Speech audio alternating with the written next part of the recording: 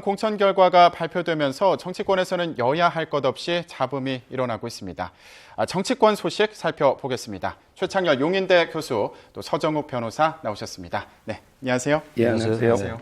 네, 지금 저희가 뉴스로도 계속 전해드렸는데 이한구 새누리당 공천관리위원장 그리고 또 비박계 위원들이 있지 않습니까? 예. 그 갈등이 한동안 뉴스에서 화제가 됐었어요. 예.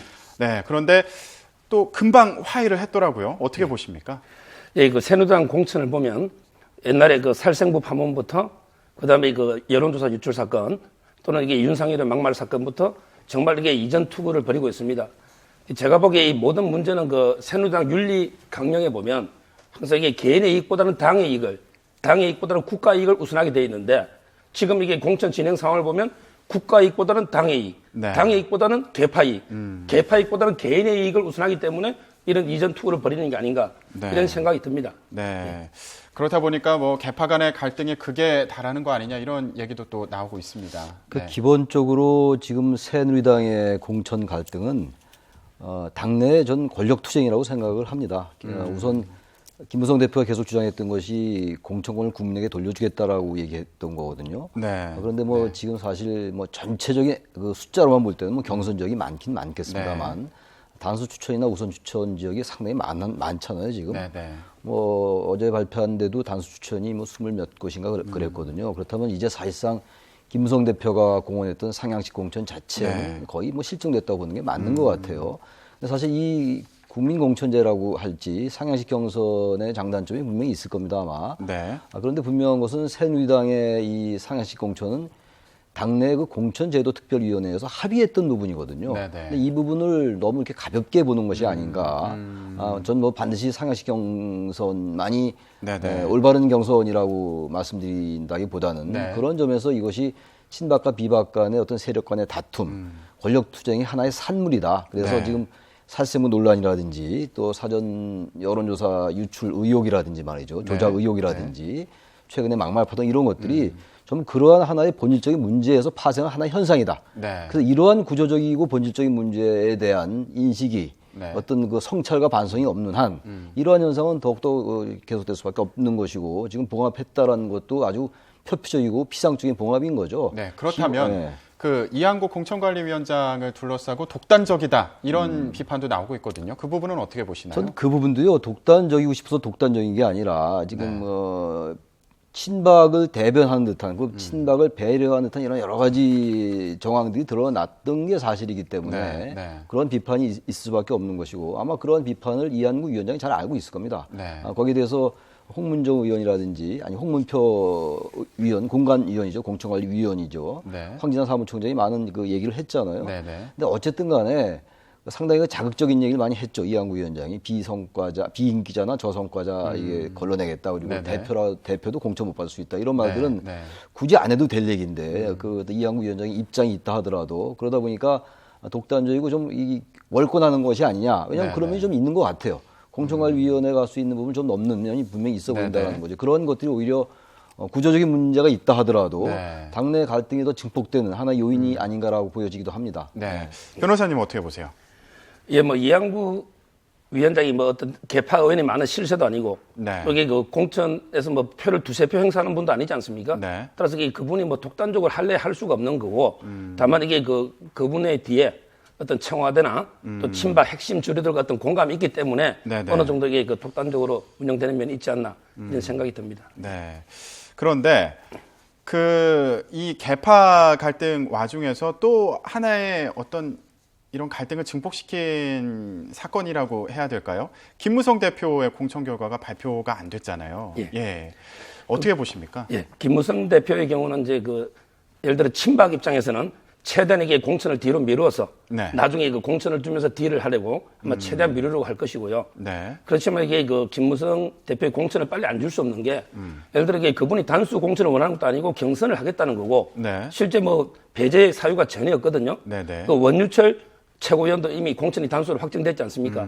그래서 이게 예를 들어 비박에서 황진아 사무총장의 비박에 강력한 반발이 있기 때문에 네. 아마 오늘 오후나 네. 곧 아마 이게 김무성 대표에 대해서는 공천이 이루어지지 않을까 생각합니다. 근데 이렇게 미루면서까지 뭔가 뭐 딜이라든가 이런 걸 말씀하셨는데 네. 어떤 부분을 좀 예상할 수 있는 거죠?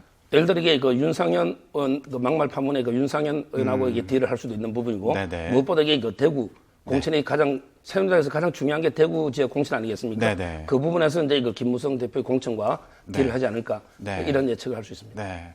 교수님은 어떻게 보시나요? 그 공천 결과 오늘 오후에 또 발표가 있는데 원래 오늘 11시 발표가 예정돼 있는데 네. 또 연기가 됐잖아요. 네. 그러니까 당내 여러 가지 그 복잡한 그 수싸움을 여지없이 알 수가 있는 거죠. 김무성 대표의 공천 발표가 연기되면서 그 공천관리위원들끼리의 갈등이 불거졌던 거였잖아요. 네, 지금 그렇죠. 봉합됐다고 합니다만 네. 김무성 대표의 공천 문제도 그렇고 대구 지역에 유승민 의원이 있는 네. 대구 지역의 공천을 어떻게 할 것인가. 그 부분도 뭐 이건 뭐 새누리당 내의 관심뿐만이 아니라 사실 어떻게 보면 국민 전체의 관심인 것 같아요. 다른 어느 지역보다도 여야 통틀어서 가장 네. 중요한 관심인데 그리고 사실 지금 이제 몇 차례에 걸쳐서 공천 결과를 발표했는데 네네. 현역 의원은 사실 현재 뭐 김태환 의원밖에 없습니다. 새누리당에 네. 지금 거기 지역에 그 어디입니까? 구미 지역에 말이죠. 구미을 네네. 지역에. 그러니까 소리는 요란한데 네. 현역 의원을 물갈이하겠다라고 이제 공천관리위원회에서 계속 얘기해 왔잖아요. 현역 의원 물갈이 때문에 사실 김무성 대표 측과 이 계속 갈등이 불거졌던 거잖아요. 상향식 경선을 하지 않고 공천을 하지 않고 네네. 현역 의원을 가능한 물갈이 많이 하겠다라는 것이었는데 지금 사실상 더불어민주당이 현역 의원을 훨씬 더 많이 컷오프를 했어요. 이른바 네네. 공천 배제했단 말이에요. 네. 그래서 어쨌든 지금 김무성 대표의 그 공천 발표도 그렇고 대구 지역도 그렇고 또 이제 현재 친박 중진 몇 명도 지금 과연 이것을 컷오프를 할 것이냐 안 할 것이냐 이런 네네. 것들이 상당히 고민거리가 아니냐 이렇게 보여집니다. 예. 그렇다면 현역 컷오프 얘기를 하셔서 네. 여쭤보는 건데 이번엔 좀 어떻게 예상하십니까? 글쎄 몇 명 친박 중진을 몇 명을 걸러내고 그런 다음에 이제 비박들에게 대대적으로 컷오프를 하겠다라는 그런 전략이라는 것들은 뭐 이미 많이 보도가 됐어요. 그래서 네네. 이른바 뭐 논개 작전이다 이런 말들을 했는데 저는 뭐 그 논개 작전이라는 말 자체도 비유도 어울리지 않긴 합니다만 네. 아무튼간에 그러한 면들을 이제 오늘 어느 정도 포함시켜야 되지 않느냐라는 네. 측면이 있는 것 같고 또 하나 이제 최근에 그 윤상현 의원의 그 파동 그 관련된 게 단지 이건 뭐 막말 파동의 측면보다는 공천과 관련된 부분이기 때문에 더 다른 거겠죠. 다른 네네. 사안과. 네. 그래서 윤상현 의원을 과연 공천 배제할 것이냐도 아마 새누리당 내에서는 굉장히 고민거리가 될 겁니다. 네네. 그 정도 막말을 만약에 공천을 준다면 야당에 대해서 막말한 것에 대한 비판해 왔던 게 명분을 상실하거든요. 그렇다면은 윤상현 의원을 그야말로 읍참화속해야 되는 게 아니냐라는 네.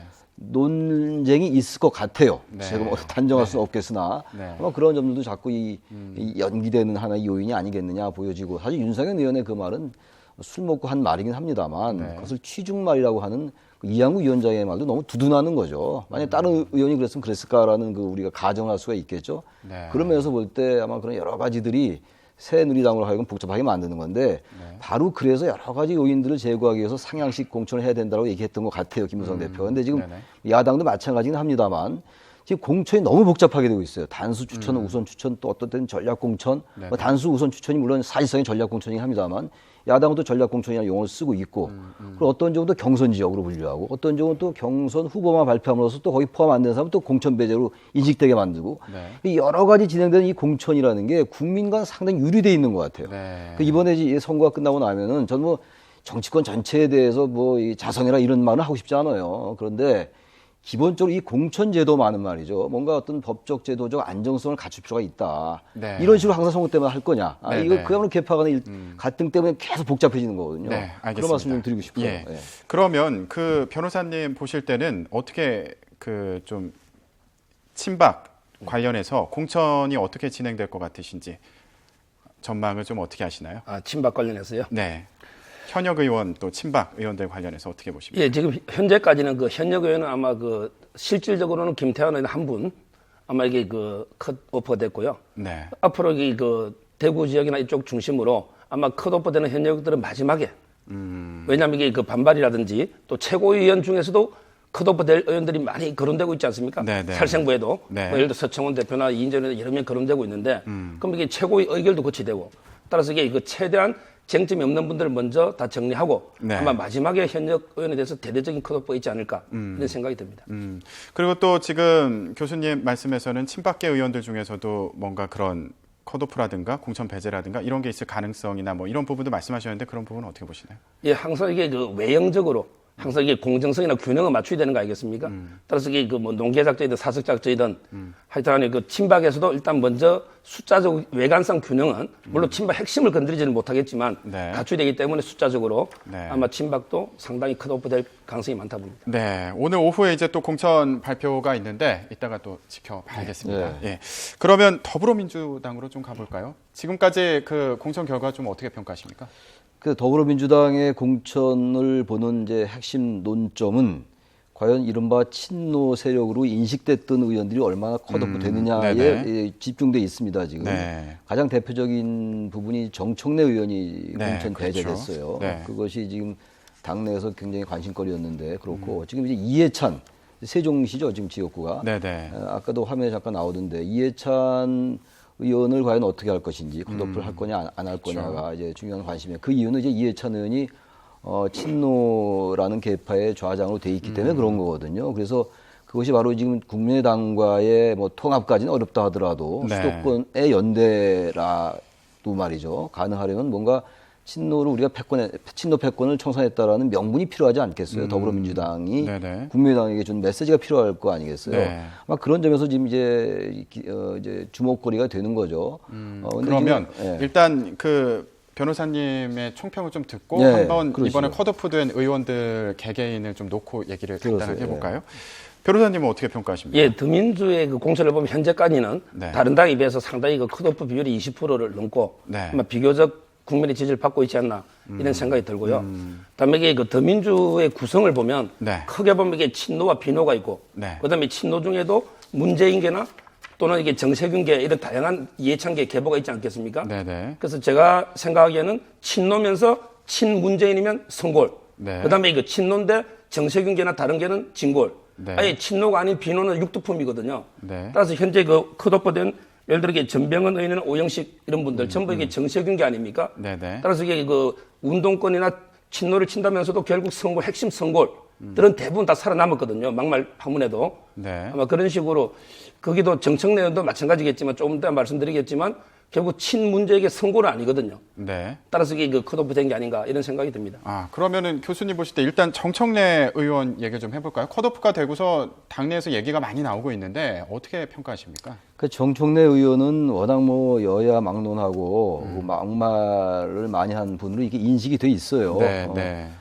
그런데 지금 또 정청래 의원의 그러한 이른바 막말 때문에 또 지지층도 상당히 결집돼 있다고 합니다. 그런 지역구에서는 경향이 있고요. 의외로요. 그래서 지금 정청래 의원은 뭐 재심을 신청한다는 거 아닙니까? 그래서 이제 지지층들이 반발을 한다는 건데 그렇다고 이제 와서 정청래 의원을 다시 컷오프해서 구제하기는 당이 쉽지 않을 겁니다 아마. 그렇다면 모든 공천 이 여러 가지 시스템이나 이런 것들이 이제 무너질 수밖에 없기 때문에. 네, 네. 근데 지금 가장 그게 고민일 거예요. 친노를 얼마나 이제 공천 배제를 할 것이냐. 그렇다고 네. 친노라고 해가지고 현실적으로 다 공천 배제하기는 어렵지 않겠어요? 네. 왜냐하면 선거라는 건 일단 당선 가능성도 굉장히 중요한 거잖아요. 당선 가능성도 봐야 되고 네. 또 국민들의 인식도 좀 봐야 되고 말이죠. 네, 네. 그런데 지금 친노라고 사실 딱이 이렇게 우리가 인식 속엔 있다 하더라도 몇 명은 이분이 친노다, 이분은 비친노다 이렇게 얘기하기도 어려운 분들도 또 있어요. 네. 전병헌 의원 같은 분은 지금 보좌진들의 그 비리 때문에 또 이번에 컷오프가 됐거든요. 네네. 물론 이제 전병헌 의원은 삼선인데 원내대표도 지냈고 그런데 뭐 상당히 경쟁력이 있는 후보인데 네. 이렇게 컷오프가 됐고 또 이제 이모키 의원이나 김경엽 의원 같은 경우는 상당히 친노로 인식되어 있는 의원들이거든요. 네네. 그리고 국민의당에서 또 이런 분들은 공천하지 말아라라까지 요구했던 사람이에요. 근데 이모키나 김경엽 의원은 경선 지역으로 분류를 했으니까 일단 컷오프는 네. 안 한 거란 말이죠. 그래서 상당히 이제 이 수위가 굉장히 다양한 것 같아요. 그래서 네. 지금 이해찬 의원과 또 전해철 의원의 경우가 또 친노로 인식되어 있잖아요. 네네, 그렇죠. 그래서 그런 분들을 과연 어떻게 할 것인지, 경선적으로 분류할 것인지, 공천 배제를 할 것인지 이런 부분들도 굉장히 그 관심거리인 것 부분을 같습니다. 좀 지켜봐야 될 것 같습니다. 지금 관심이 이제 쏠리고 있죠. 그러면 국민의당 얘기를 좀 해볼까 합니다. 국민의당이 내용을 겪고 있어요. 예, 지금 어떻게 보십니까? 그 정당이라는 것은 기본적으로 이제 그 어떤 공통의 비전과 어떤 이게 공통의 가치를 가진 사람들의 모임 아닙니까? 네. 그런데 그 국민의당은 지금 새 천정배, 김한길, 안철수. 네. 이분에게 그 과연 공통의 가치나 비전이 있는가 의문스럽습니다. 왜냐하면 이게 천정배 의원은 더 민주당보다 더 어떻게 보면 약간 좌파 쪽으로 강경하고 네. 그다음에 이거 안철수는 약간 중도 쪽이고 또 다른 시각에서 보면 김한길 대표는 김한길 의원에게 근데 어떻게 보면 구정치의 네. 대명사 아닙니까? 정당 파괴자라는 별칭 붙을 정도로 이런 세 분이 섞여 있다 보니까 과연 이게 이번에 정말 당이 봉합될지 이번에 깨질지 모르겠지만 설사 이번에 봉합이 되더라도 장기적으로 이게 같이 하기는 어렵지 않나 이런 생각이 듭니다. 그러니까 변호사님 말씀 들어보면은 비전이 조금씩 다른 거 아니에요? 성격이 조금씩 달랐던 분들이 모였었기 때문에 이번 내용을 통해서 좀 어차피 이 통합이 국민의당의 어려운 거 아니냐는 탄생은 것 어떤 같은데. 가치지향적인 정당은 아니었을 거예요. 네. 뭐 우리나라 대한민국 정당에 그렇게 큰 가치를 지향하는 정당이 있겠습니까만은 그런 이제 구조적 문제가 있고 어쨌든 지금 이제 국민의당은 상당히 동력을 상실했어요. 지지율 자체가 지금 뭐 0 한 자리 숫자고 말이죠. 그런데 문제는 선거가 다가오고 있으니까 야권에서 이 연대에 대해서 지금 이 안철수 대표가 지나치게 거부하고 있잖아요. 근데 수도권 같은 지역의 연대를 마냥 무시할 수는 없다고 생각합니다. 그리고 이 네. 선거에 있어 연대라는 거는 물론 선거 승리만을 위한 연대는 상당히 비판받아 마땅하겠습니다만 연합 정치나 선거 연합이라는 측면에서 볼 때 자연스러운 것일 수가 있는 것이거든요. 일단 인려 다야구도로 치러져가지고 특히 수도권 같은 경우는 지난 19대 때도 말이죠. 5% 이내로 진 적이 31곳이나 돼요. 근데 여기 이제 국민의당 후보 나오고 더불어민주당 후보 나온다면은 이거 뭐 완전히 필패할 수밖에 없거든요. 그런 면에서 연대라는 것을 좀 긍정적으로 그 대신 정책이라든지 이런 하나의 명분을 가지고 연결고리를 가지고 연대를 고민할 필요가 있다. 왜냐하면 정치라는 건요. 한 말에 대해서 한 번쯤은 그것이 아니다라고 얘기할 수 있는 것도 그 능력도 정치예요. 어떤 이율, 그건 처치라는 얘기거든요. 네. 그 너무 한 말에 대해서 집착할 필요도 없을 것 같아요. 지금 연대 이렇게 마냥 거부할 상황은 아닌 것 같다는 생각이 듭니다. 좀 어떻게 진행될지 네. 이 부분도 중요하게 저희가 지켜봐야 될 것 같습니다. 네, 오늘 정치권 소식 최창렬 용인대 교수 그리고 서정욱 변호사 함께 얘기 나눠봤습니다. 네, 말씀 감사합니다. 예, 감사합니다.